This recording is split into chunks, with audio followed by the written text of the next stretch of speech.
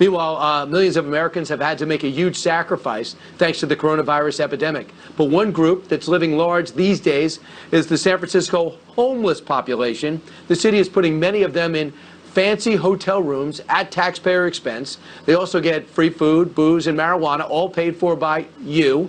Just a few months ago, San Francisco's health director explained how this is a really good thing.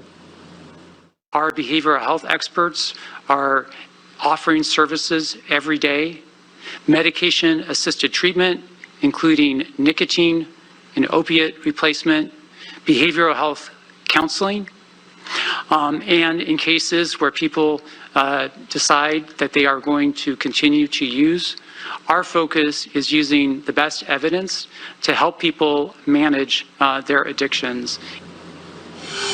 Well, okay. Seems like a good deal. Erica Sandberg writes for City Journal and has covered this story better than anyone. She joins us now from San Francisco.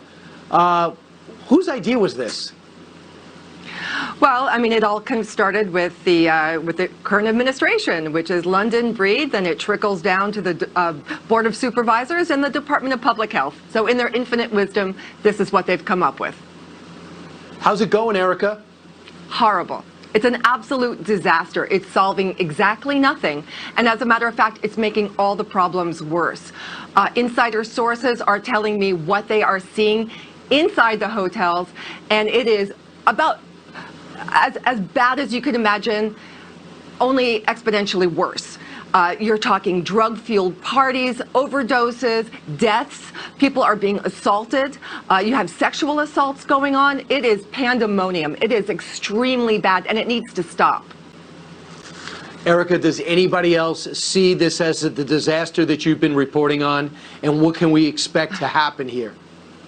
Yes, the people who are assigned as disaster workers, and these are, these people have been librarians, they're just paper pushers, administrators who are reassigned to these hotels, and what they are telling me is beyond the pale. They are not just horrified, they are traumatized by what they see. You have mattresses that have feces on them, blood, hospital bands all, on the floor.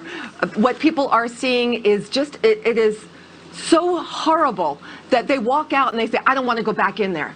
And there is no control. It is completely out of control. And the city is trying to put this kind of a Band-Aid on it and pretend that it's not happening. Oh, it's happening. And it's worse than people imagine. Please do not let up on this story. We will make sure to underline this story. Dumb ideas should be labeled on people. They should not be able to escape just because they're an extremely liberal city that keeps electing liberal people. Erica, thanks so much.